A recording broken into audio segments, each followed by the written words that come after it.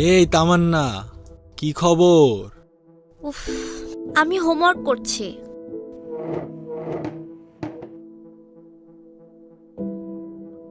তুমি তো দেখছি অনেক বড় হয়ে গেছো, তোমাকে এখন আলাদা সুন্দর লাগে।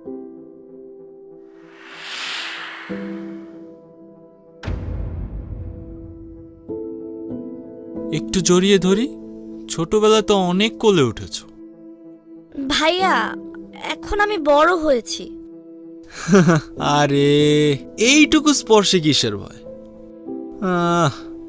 আচ্ছা, আরেকদিন আসবো।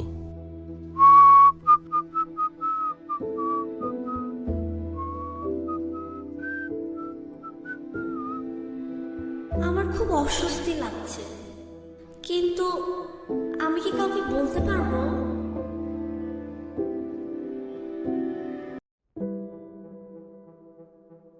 মা, একটা কথা বলি। কি বলবি? তাড়াতাড়ি বল। মা, রনি ভাই না কি সব অদ্ভুত কথা বলে, কেমন যেন করে, আমার ভালো লাগে না। কি বলিস এসব?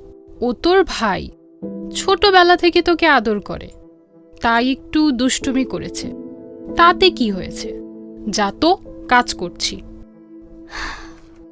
মা তো আমার কথা বিশ্বাস করছে না, এখন তাহলে আমি কি করব? আশা আপার কাছে যাই।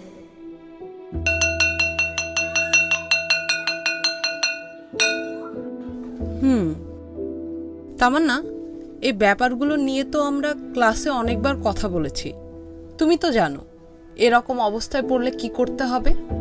আপা, উনি তো আমার মামাতো ভাই, তাই মাকে বললে এই বিষয়টা গুরুত্ব দেয় না, উল্টা আমাকেই বোঝায়, বলে রনি ভাই নাকি মজা করছে। শোনো, একটা কথা মনে রাখবে, সম্মতি ছাড়া কেউ তোমাকে স্পর্শ করতে পারবে না, সে যতই আপন হোক। এখনই তুমি যদি না বলা না শেখো, এদের সাহস আরো বেড়ে যাবে। চুপ থাকাটা কোনো সমাধান নয়। নিজের সুরক্ষার ব্যাপারে নিজেকেই সোচ্চার হতে হবে, প্রতিবাদ করতে জানতে হবে। ঠিক আছে আপা, এরপর এরকম হলে আপনার কথা মতো আমি নিজেই প্রতিবাদ করব। গুড। তারপরেও যদি সে না থামে আমাকে জানাবে, আমি নিজে তোমার মায়ের সাথে গিয়ে কথা বলবো আর পরবর্তী ব্যবস্থা নিব।